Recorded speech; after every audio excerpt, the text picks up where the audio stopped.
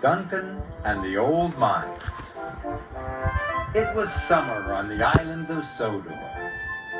Duncan loved this time of year. Today he was especially excited. He was going to take a party of vacationers to see Caldy Caves. But Mr. Percival, the narrow gauge controller, had some bad news. The machines at the main coaling plant have broken down. Sir Topham Hatt needs coal until they are mended. Mr. Percival told Duncan and Rusty to bring coal down from the mine in the hills. Then Thomas will take it to the coaling plant, he said. And, Mr. Percival added, Bertie the bus will take the vacationers to Caldy Caves. Duncan was very disappointed. He wanted to go to the caves. Pulling coal cars wasn't an exciting job at all. As Duncan was puffing slowly to the mine, he noticed an old line branching off into the trees and bushes. That looks like a good place for an adventure, said Duncan excitedly. I wonder what's down there. Duncan pushed his way through the barrier. Rusty was coming down the hill with freight cars full of coal. He stopped when he saw Duncan.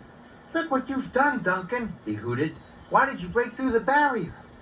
I wanted an adventure, Duncan wished quietly. This isn't the time for an adventure, tooted Rusty. We've got work to do. But Duncan didn't want to pull coal cars anymore. All he could think about was having an adventure. So he puffed further down the line. Duncan clattered along the old line. Finally, the line disappeared into the side of the mountain. It looked like the entrance to an old mine. This is better than caves any day, he told himself excitedly. And he puffed inside. Duncan was too excited to think clearly. He puffed straight into a roof support. And suddenly the roof collapsed behind him. Duncan was trapped. Oh no, Duncan wished. How am I going to get out? Back at the transfer yards, Thomas was waiting. Where's Duncan? Thomas asked. I don't know, said Rusty. I'd better go and look for him.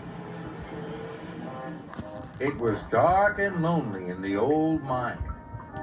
Duncan didn't like it at all. He looked up at the shafts of light. Maybe if I whistle, someone will hear me.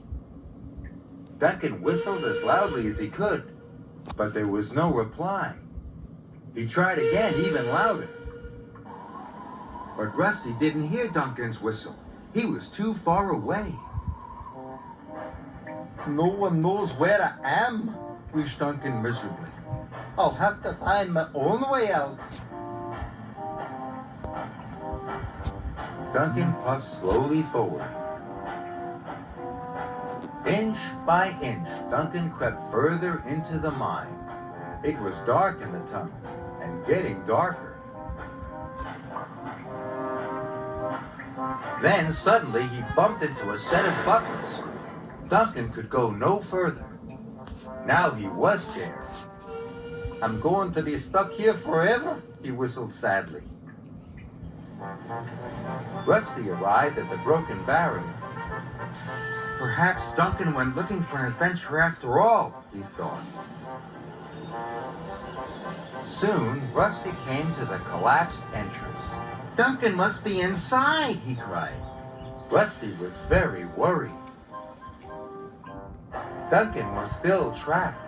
He puffed nervously backwards and forwards. He biffed into the buffers again. This time, he heard a squeaking noise. I know what that is, he thought. It's the sound of wheels going round. Duncan edged forward very slowly. He hit the buffers again and pushed them carefully. They moved, and as they moved, the wheels squeaked. Duncan hadn't hit buffers after all. He had run into some freight cars. If there are some freight cars on this track, he thought, Maybe it leads somewhere. He pushed the cars slowly forward along the track. Soon he saw a light at the end of the tunnel. But the way out was boarded up. Must think clearly, he huffed to himself. Then he had an idea. With all his puff, Duncan bashed the freight cars, and they crashed and smashed through the boards.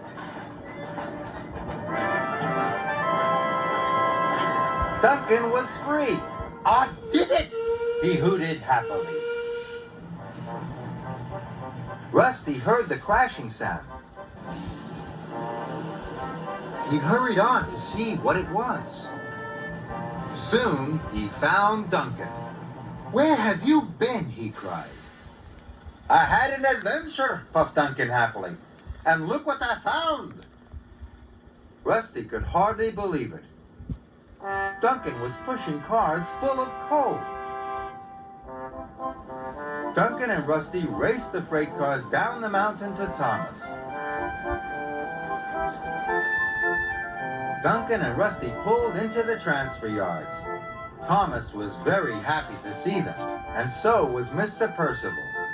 Duncan told Mr. Percival all about his adventure. Mr. Percival told Duncan he was very lucky. Duncan should not have broken through the barrier.